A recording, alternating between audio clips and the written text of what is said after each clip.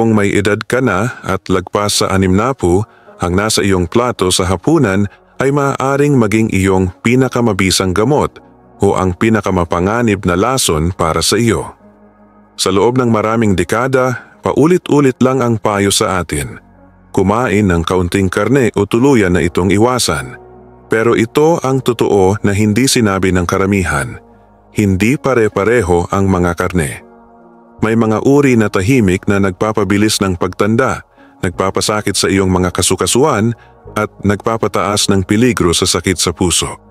Sa kabilang banda, may mga karne namang kayang protektahan ang iyong mga kalamnan, patibayin ang iyong mga buto, at pangalagaan ang kalinisan ng iyong utak habang tumatanda. Isang pangagham na pag-aaral mula sa Journal of Gerontology ang sumubaybay sa libu-libong mga senior at natuklasan ang isang nakakagulat na resulta.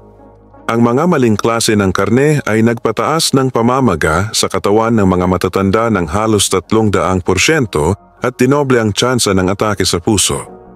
Ngunit, ang tamang mga karne ang siya namang gumawa ng kabaliktaran. Tumulong ito sa mga senyor na mapanatili ang 40%, mas maraming kalamnan, pataasin ang lakas ng buto, at nabuhay pa sila ng 7 taon ng mas matagal. Iyan ang kapangyarihan ng tamang pagpili. Sa kasamaang palad, halos 99% ng mga senyor ang hindi alam kung aling mga karne ang nararapat iwasan at kainin. At malaki ang posibilidad na may isang uri ng karne na lagi mong kinakain ngayon na palihim na sumisira sa iyong kalusugan, ngunit hindi mo ito alam. Kaya naman sa video na ito, ibubunyag namin ang 3 na pinakamasasamang karne na dapat lubusang iwasan ng mga senior at ang 3 na pinakamainam na karne na dapat mong kainin araw-araw upang protektahan ang iyong lakas, kalayaan at haba ng buhay. Ang bawat isa ay nakarank batay sa tunay na siyensya kung gaano ito kapanganib o kapakipakinabang. At abangan nyo ang huling karne sa aming listahan. Napakalakas nito para sa kalusugan ng utak, kung kaya't double-check pa ang ginawa ng mga researcher mula sa Harvard sa kanilang resulta. Kaya't kumuha na ng notebook, tingnan nyo na rin ang laman ng inyong refrigerator at simulan nating alamin ang 4 na pinakamasasamang karne na dapat iwasan ng mga senior.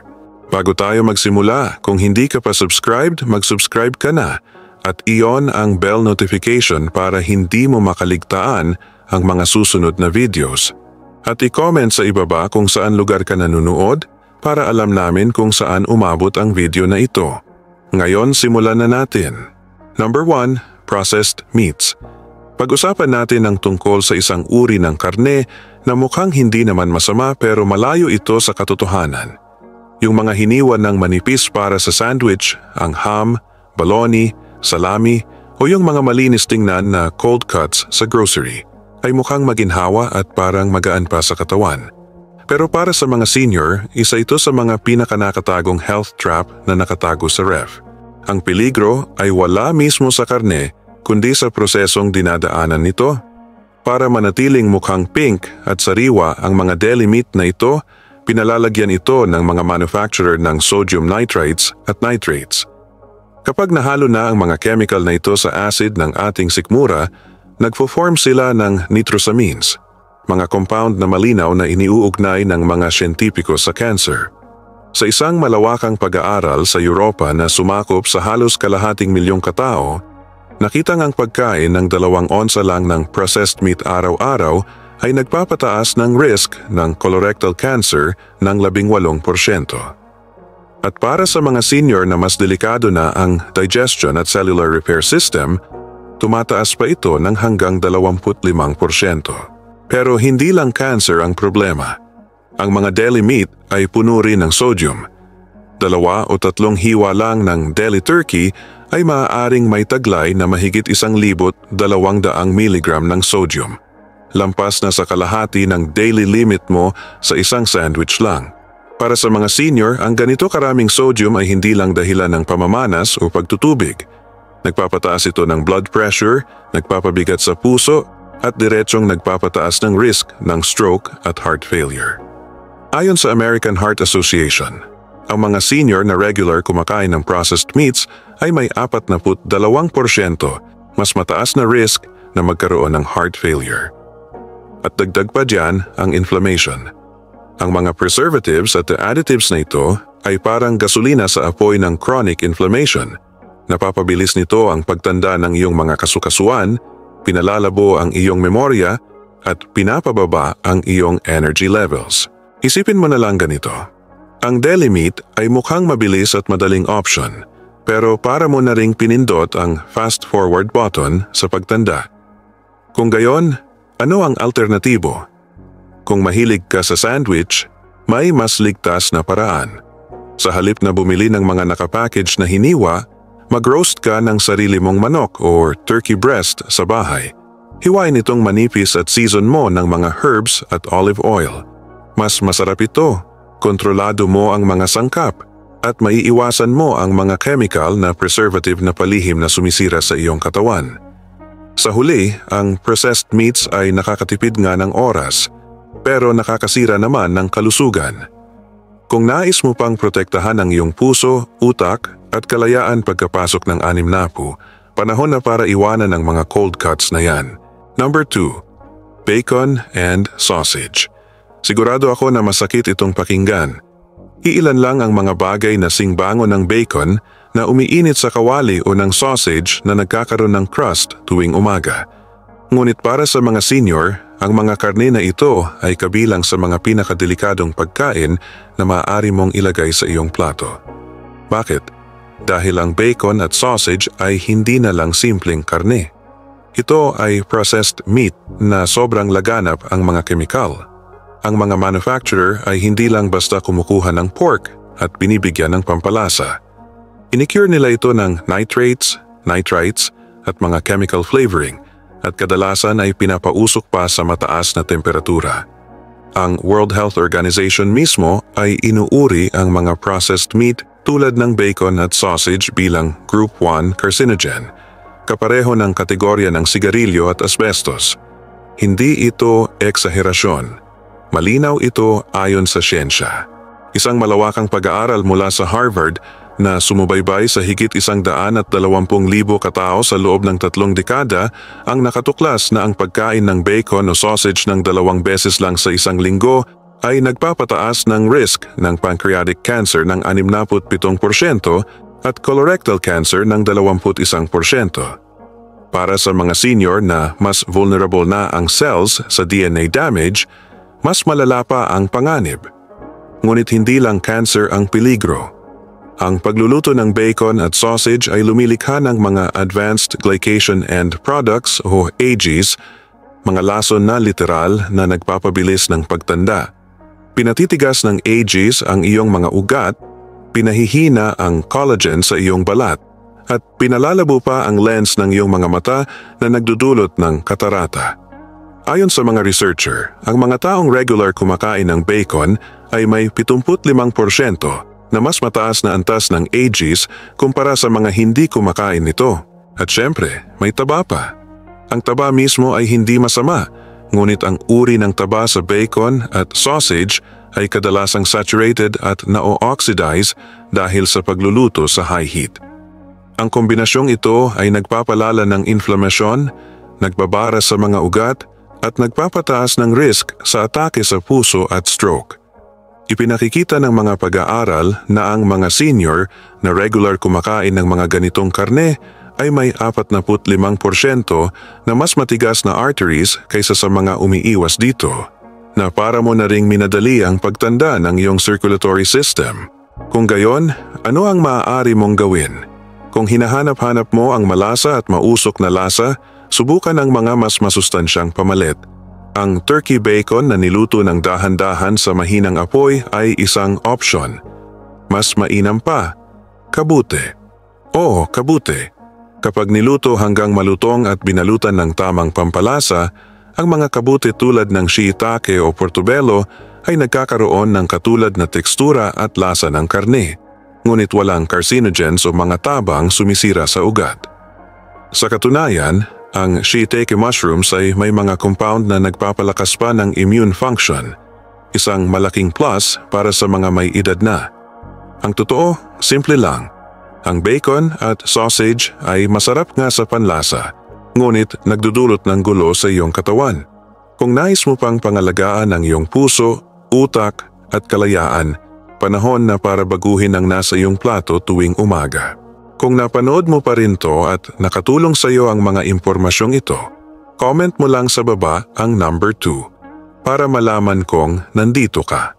At kung hindi ka pa nakasubscribe, sana isubscribe mo na at i-on ang notification bell para hindi ka makaligtaan ng mga susunod pang videos.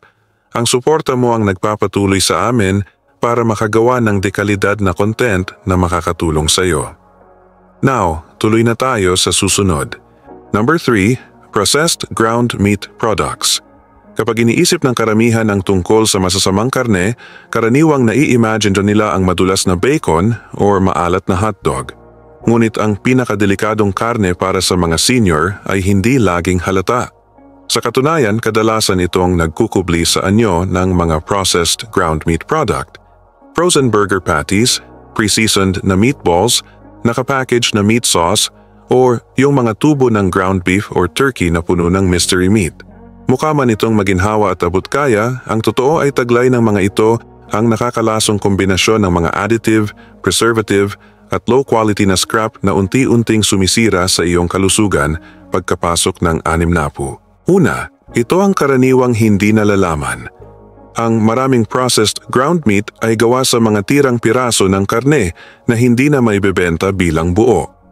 Ibig sabihin, malamang ay kumakain ka ng pinaghalong karne mula sa daan-daang iba't ibang hayop.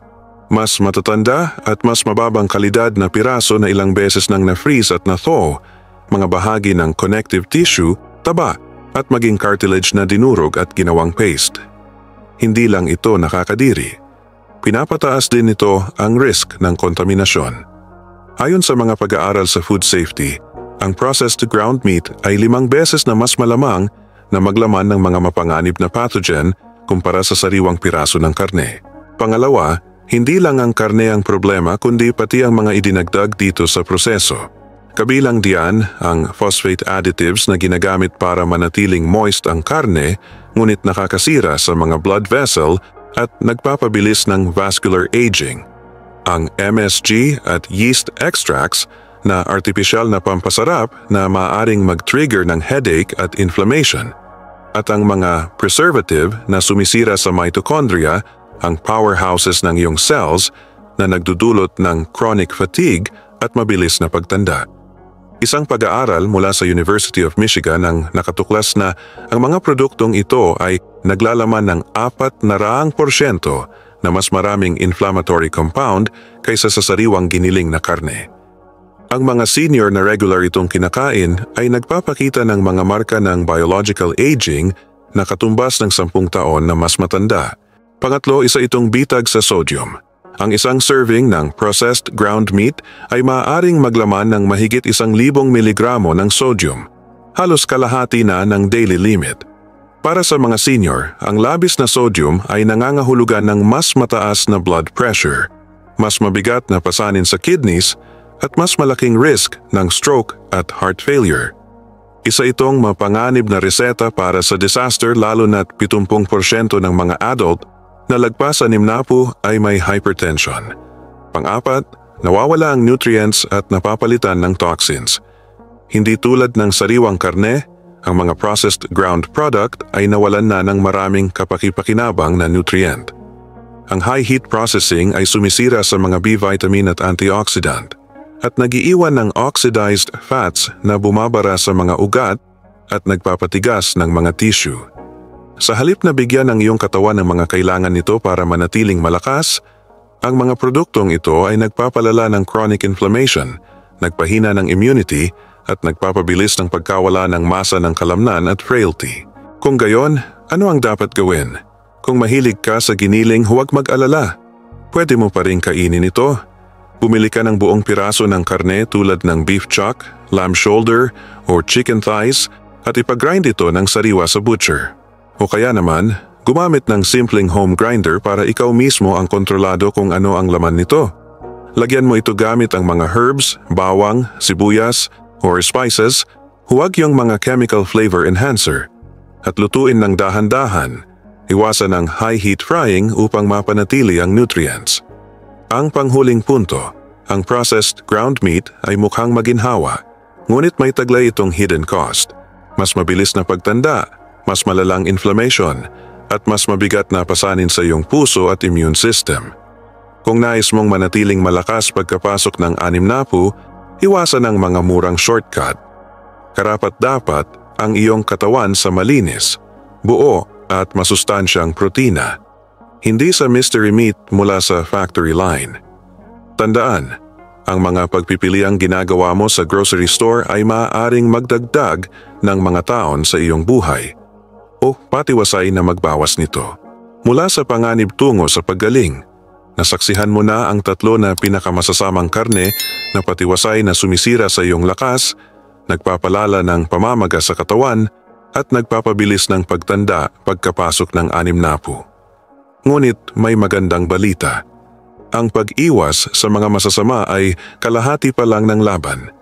Ang tunay na pagbabago ay nangyayari kapag pinalitan mo ang mga ito ng tamang mga karne.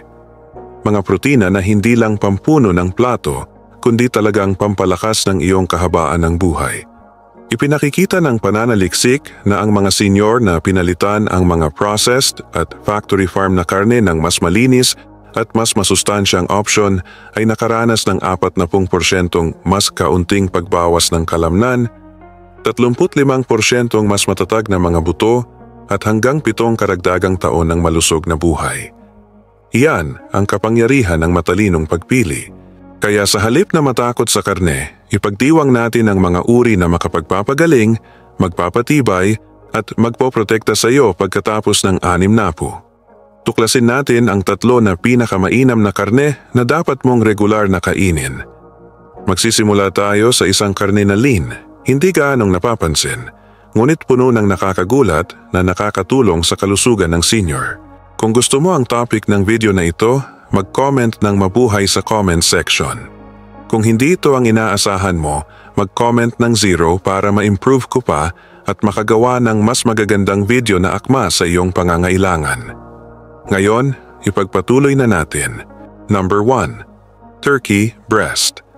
Kapag narinig mo ang salitang turkey or tinatawag dito sa Pilipinas ay pabo, malamang na naiisip mo ang mga tirang handog sa Thanksgiving. Medyo tuyo, medyo nakakasawa, at isang bagay na isang beses lang kinain sa isang taon. Ngunit ito ang totoo.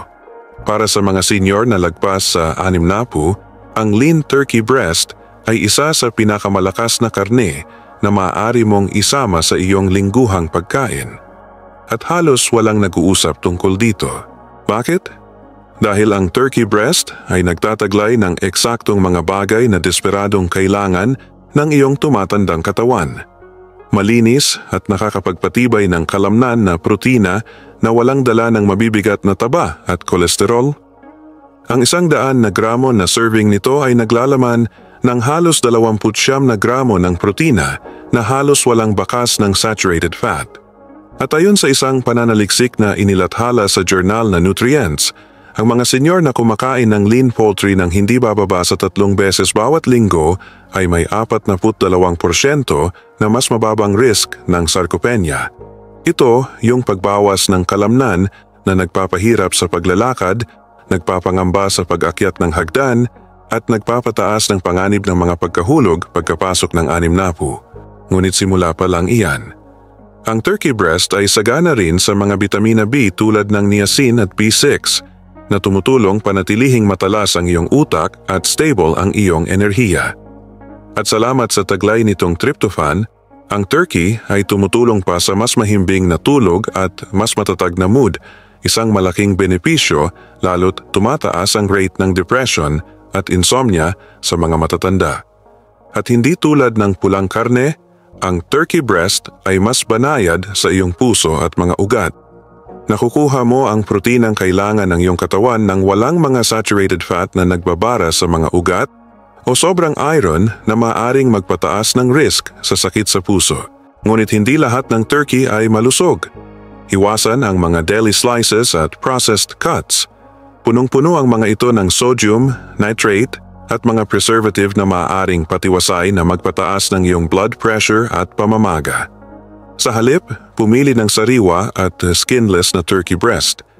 Ihawin ito kasama ng olive oil at mga herbs. Hiwain ito at isama sa iyong salad o ihalo sa isang stir-fry kasama ng mga makukulay na gulay. Iwasan lang ang pagprito. Ang pagluluto sa high heat ay lumilikha ng mga compound na nagpapabilis ng pagtanda sa loob ng iyong mga tissue. Ang panghuling punto, ang turkey breast ay hindi lang pagkain para sa pista. Ito ay isang tagapagligtas ng kalamnan, tagapagpasigla ng utak, at tagapagprotekta ng puso na nararapat na magkaroon ng permanenteng lugar sa iyong dieta pagkatapos ng 6. Number 2. Grass-fed beef. Sa loob ng maraming dekada, ang karne ng baka ay itinuring na kontrabida sa malusog na pagkain.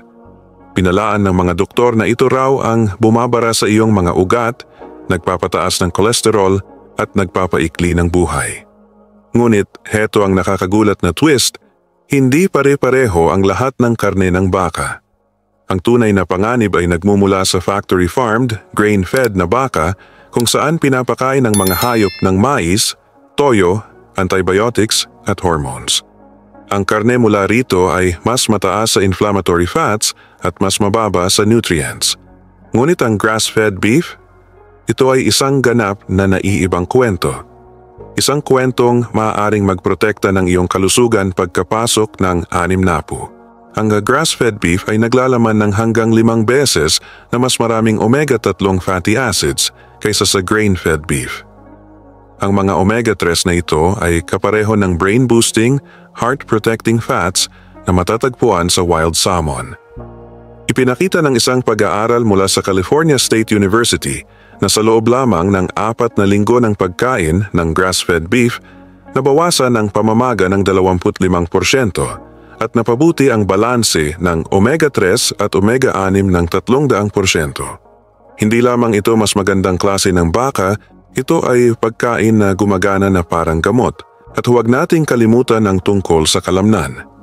Ang mga senior na kumakain ng grass-fed beef ng 2 beses sa isang linggo ay nakapagpapanatili ng 20% na mas maraming muscle mass kumpara sa mga tuluyang umiwas sa pulang karne.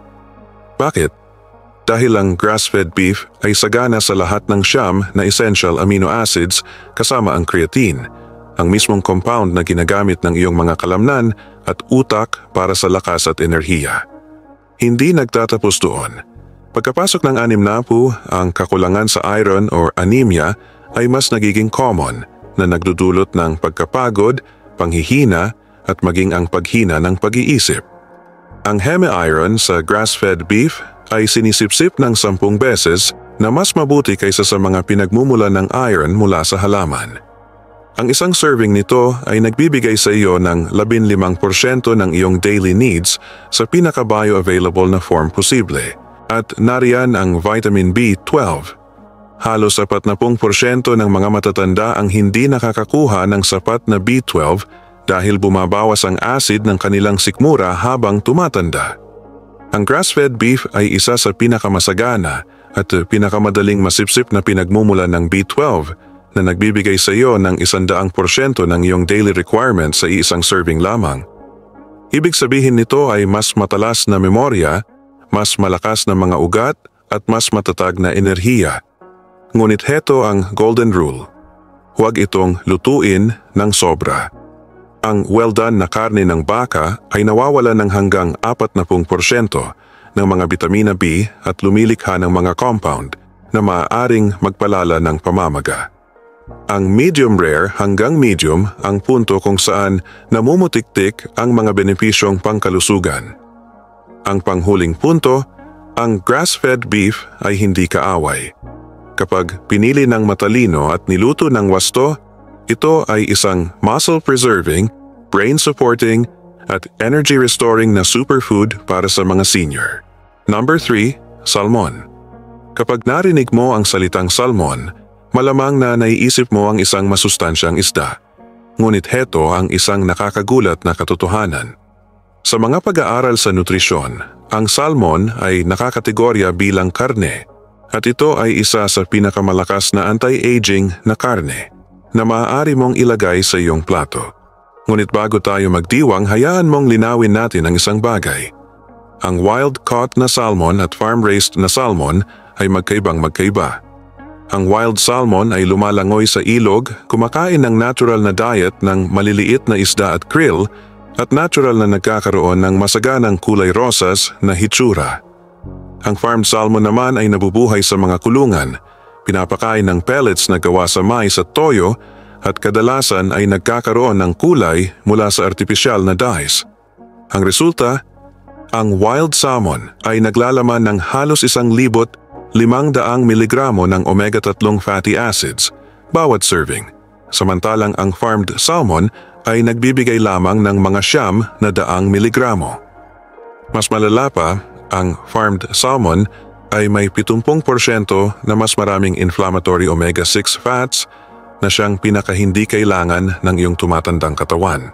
Bakit napakahalaga nito para sa mga senior? Dahil ang iyong utak ay halos 60% na taba at ang mga omega-3 ang pangunahing building block na nagpapanatili nitong matalino at matalas. Isang pag-aaral mula sa University of Pittsburgh ang sumubaybay sa higit 2,000 na senior sa loob ng 8 taon at natuklasan na ang mga kumakain ng wild salmon nang hindi bababa sa 2 beses bawat linggo ay nakaranas ng 30% mas mabagal na paghina ng pag-iisip, 40% mas mababang rate ng depression at mas magandang memorya, mood at focus hanggang sa kanilang 70, 20 at 80 taon. At hindi lamang para sa utak. Ang mga omega-3 ay makapangyarihan ding lumalaban sa pamamaga. Pagkapasok ng 60, natural na bumababa ang produksyon ng iyong katawan ng mga anti-inflammatory compound, kaya naman mas laganap ang pananakit ng kasukasuan, paninigas at pagkapagod. Ang pagkain ng wild salmon ng 2 beses sa isang linggo ay maaaring magpababa ng antas ng C-reactive protein, isang pangunahing marker ng pamamaga ng hanggang 35%. Ibig sabihin nito ay mas kaunting pananakit ng kasukasuan, mas magandang mobility at mas maraming aktibong taon. Ang salmon ay sumisikat din pagdating sa kalidad ng protina. Ang isang filete nito ay may mga 22 gramo ng kumpletong at highly bioavailable na protina na nangangahulugang mas madaling masipsip at magamit ng iyong katawan ito upang mapanatili ang masa ng kalamnan. Isa itong malaking bagay lalo na't ang mga adult na lagpas sa 60 ay nawawala ng mga 3 hanggang 8% ng kanilang kalamnan bawat dekada. Tip sa pagluluto, panatilihin itong simple. Ihorno ito sa 400 degrees Fahrenheit na may lemon, bawang at mga herbs sa loob ng 12 hanggang 15 minuto. Iwasan ang pagprito na maaaring sumira sa mga delikadong omega-3 na ito. Ang panghuling punto, ang wild-caught na salmon ay hindi lamang masarap. Ito ay isang tagapagtanggol ng utak, tagapagpagaling ng mga kasukasuan, at tagapagpreserba ng kalamnan. Isama ito sa iyong pagkain ng 2 beses sa isang linggo at mararamdaman mo ang pagkakaiba sa iyong pag-iisip, mood at kakayahang gumalaw. Sa puntong ito ng iyong buhay, ang iyong katawan ay hindi na lamang nangangailangan ng pagkain. Kailangan nito ng panggatong na nagpapagaling, nagpapanumbalik at nagpoprotekta. At tulad ng ating nakita ngayon, ang pagkakaiba ng tamang mga karne at maling mga karne ay literal na makapagdedetermina kung ikaw ay tatanda ng may lakas at sigla o kung haharapin mo ang mabilis na paghina. Ang pinakamasasamang karne, ang mga processed meat, bacon at sausage at mga heavily processed ground meats ay hindi lamang pumupuno ng iyong tiyan. Pinapahamak nito ang iyong katawan ng mga kemikal, preservative at mga inflammatory compound na nagpahina ng iyong puso, nagpapagalaw ng iyong mga kasukasuan, pumapalabo ng iyong memorya at patiwasay na nagpapabilis ng pagtanda. Samantala, ang pinakamabubuting karne, ang turkey breast, grass-fed beef, salmon, ay nagbibigay ng malinis at dekalidad na protina na puno ng omega-3, carnosine, CLA at bioavailable na mga bitamina at mineral na nagpoprotekta sa iyong utak, nagsasagip ng iyong mga kalamnan, nagpapatibay ng iyong utak mga buto at nagpapabata sa iyo sa biological na antas. Hindi ito tungkol sa pagpapakawala ng lasa, tradisyon o maging ng kasiyahan. Ito ay tungkol sa pagpili ng mga karne na nakakatulong sa iyong katawan, hindi laban dito. Sa bawat pagkakataong naglalagay ka ng pagkain sa iyong plato, ikaw ay bumoboto para sa enerhiya o pagkapagod, para sa katalinuhan o kalituhan, para sa sigla o paghina. At heto ang nagpapalakas na katotohanan. Hindi pa huli ang lahat para magbago. Kahit ang maliliit na pagbabago, ang pagpapalit ng deli ham ng sariwang inihaw na turkey, ang paghalili ng processed patties ng grass-fed beef, o ang pagkain ng salmon 2 beses sa isang linggo, ay maaaring lumikha ng kapansin-pansing pag-unlad sa iyong lakas, mood at kahabaan ng buhay. Kaya't tanungin mo ang iyong sarili, anong kwento ang nais mong ikwento ng iyong kalusugan sa susunod na 10, 20 o maging 30 taon? May kapangyarihan kang pumili nito magsimula sa iyong kinakain ngayon. Sa tamang mga pagpipilian, maaari itong mga hulugan ng lakas, linaw ng pag-iisip at kalayaan hanggang sa iyong ginintuang mga taon. Salamat sa pagsama sa amin ngayon.